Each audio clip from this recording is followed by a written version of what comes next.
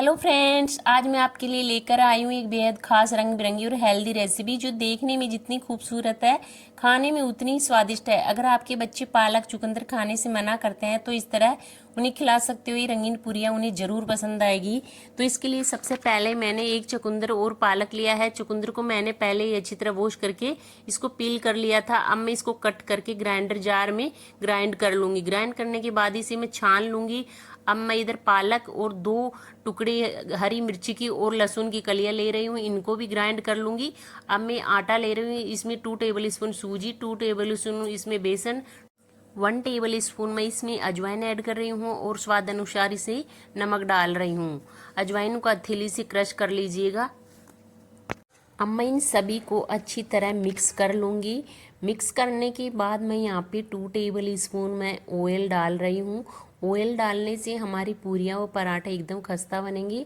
अब मैं इस आटे में 4 भाग में डिवाइड करके एक हल्दी का और एक से प्लेन रखी हूँ और एक पालक और चुकंदर का पेस्ट डाल के मैं इसका आटा लगा ली। आटा लगाने के बाद अब मैं इनको 4 कलरों में से लोइयाँ लेके इनकी 4 रोटियां बना ली हूँ।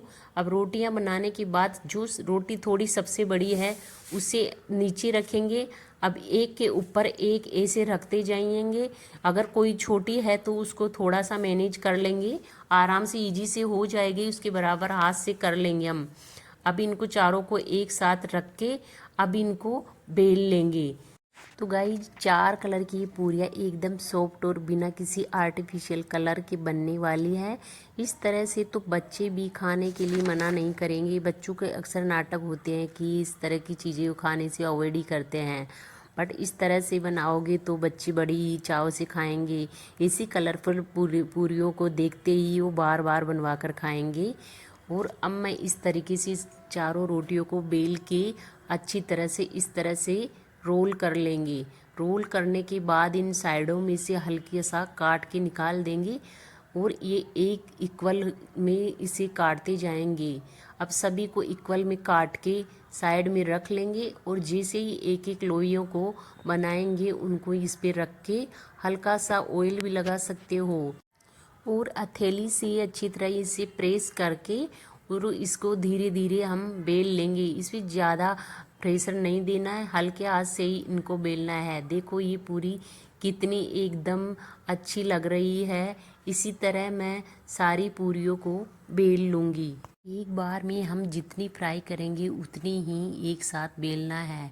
इनको एक साथ बेल के नहीं रखना है, वरना पपड़ी आ जाएगी तो फिर फूलेगी नहीं। अभी एक साथ मैंने बेल लिया है, एक बार फ्राई करूँगी जितनी। अब देखो इसमें एकदम तेल गरम हो चुका है। अब मैंने तेल गरम होने के लिए पहले से ही रख दिया था। अब ये देखो पूरियाँ डालते ही कितनी अच्छी फूल रही है। हल्का सा इनको करछी से दबा लेंगी, दबाने से ये सारी पूरियाँ फूल जाएगी। इनको ज़्यादा कड़क भी नहीं करना है और ना ही ज़्यादा कच्ची रखना है। हम पूरियों को फूलते ही फिर निकाल लेंगे। इसी तरह मैंने दूसरा बीज भी डाल दिया है। इसी तरह देखो ये अब भी सारी पूरियाँ इसी तरह फूली है। अब इनको निकाल लेंगे। देखो ये कितनी अच्छी है। इनको ऐसे भी खा सकते हैं बिना किसी सब्जी और अचार के भी, ये बहुत ही अच्छी लगती है। सच में सभी को बहुत ही पसंद आई। इसी तरीके से मैंने सारी पूरियों को निकाल लिया। ये पूरियाँ टिफ़िन के लिए, ये recipe breakfast, school tiffin, lunch या स्पेशल डे के लिए भी एकदम परफेक्ट होती है और ये बहुत ही आसान रेसिपी है। इसी बच्चे फिर से बार बार बनवा के खाएंगे। वो ये रेसिपी सभी को बहुत पसंद आई है।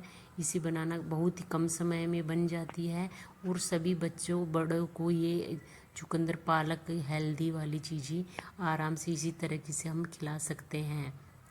तो सभी के लिए बहुत ही हेल्दी होती है।